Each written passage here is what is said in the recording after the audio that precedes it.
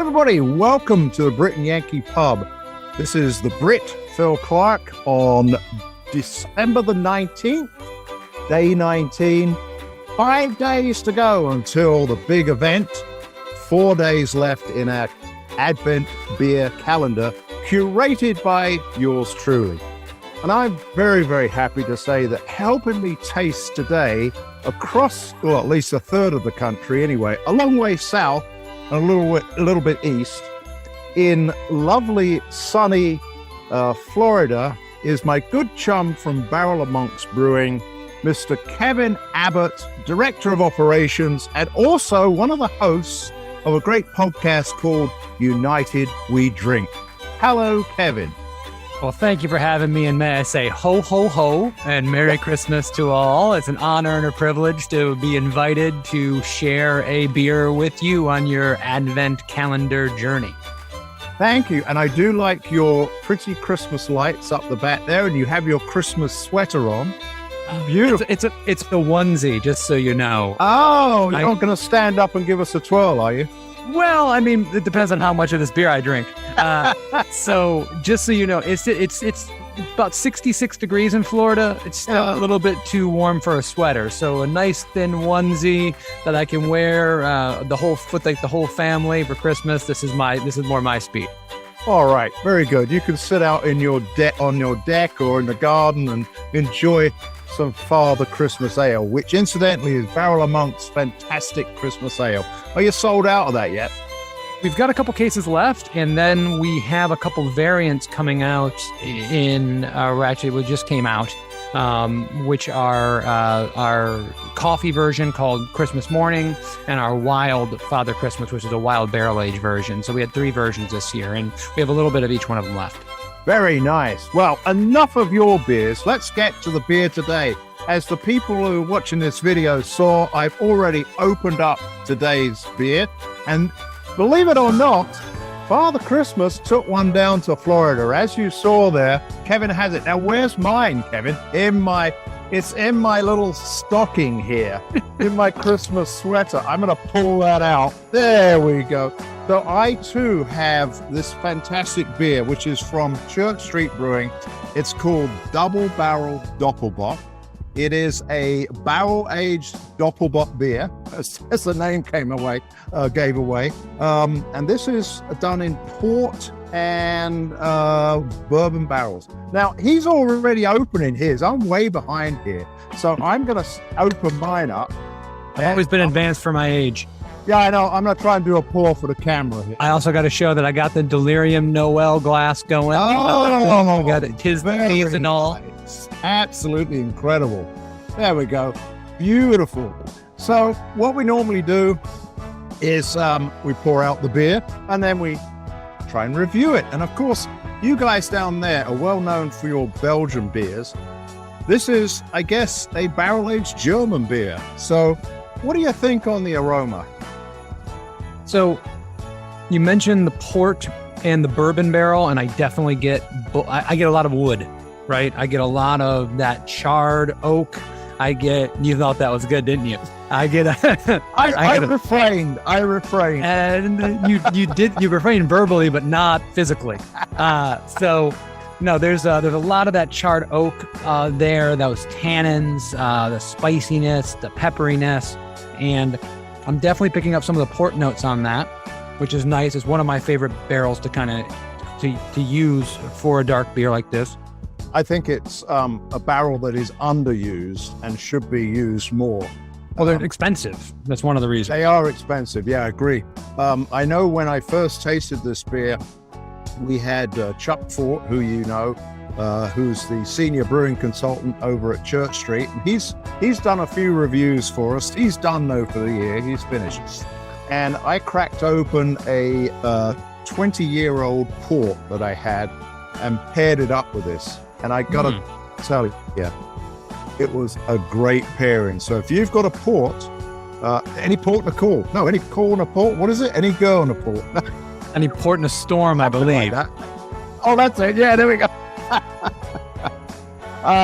So what do you think on the flavor, though?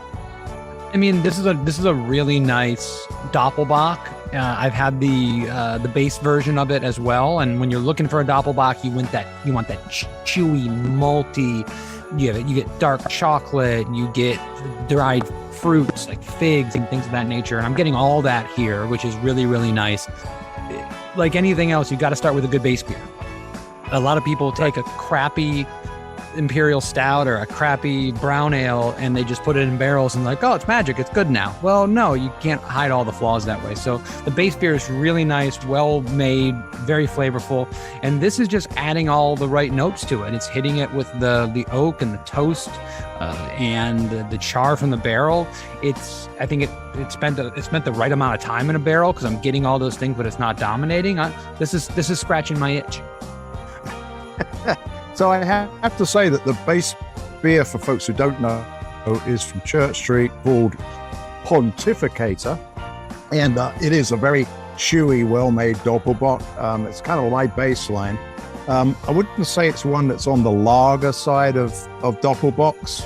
I think it's got more body to it, but it's a great beer. Now, this beer was actually put in as one of the entries to the recent Festival of Barrel-Aged Beers down in Chicago.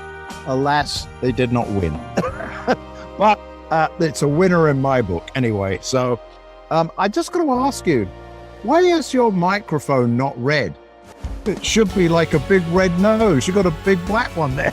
Listen, I can't be on theme for everything, Phil. I mean, listen, I've got a microphone for the entire year here, but now that you said that, I guess you'll have to bring me back next year for one of these, and I will remember that. I'll put that back in the data banks, and I'll have a big red nose for you. Fantastic.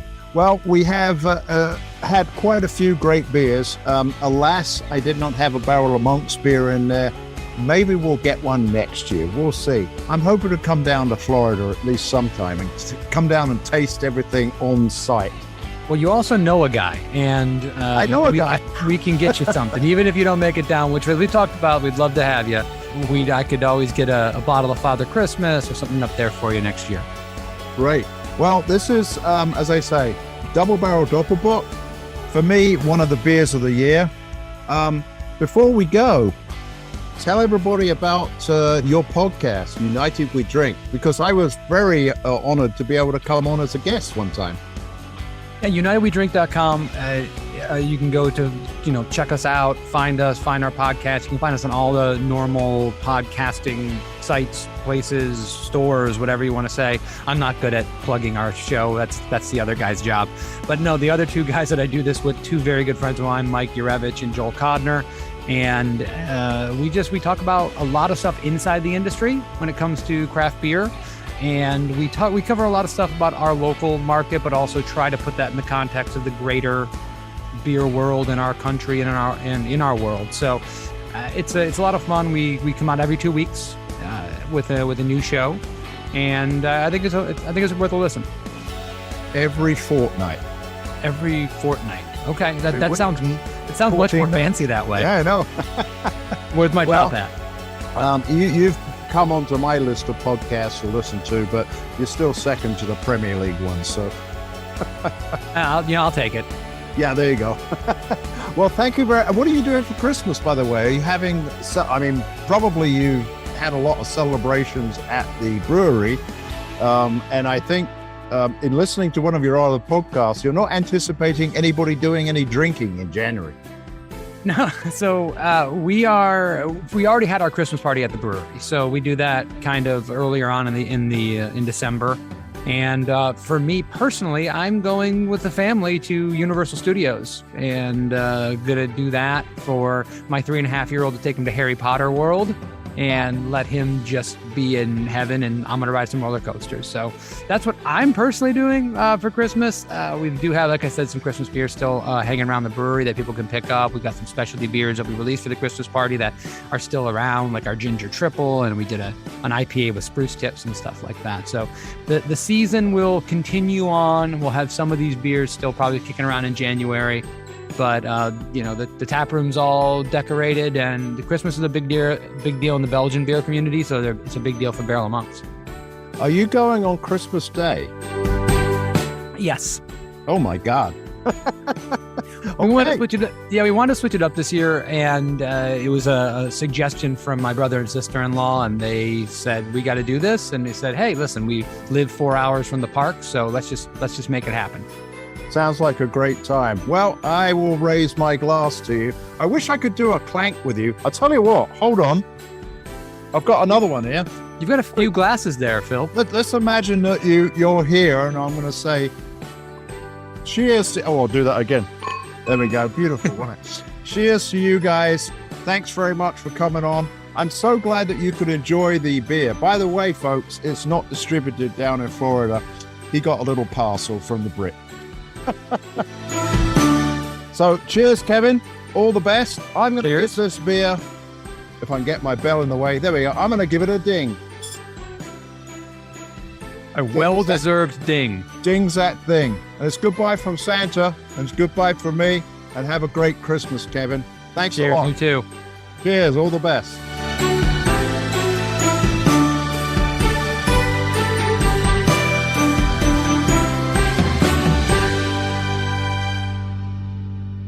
Ho, ho, ho, ho, ho!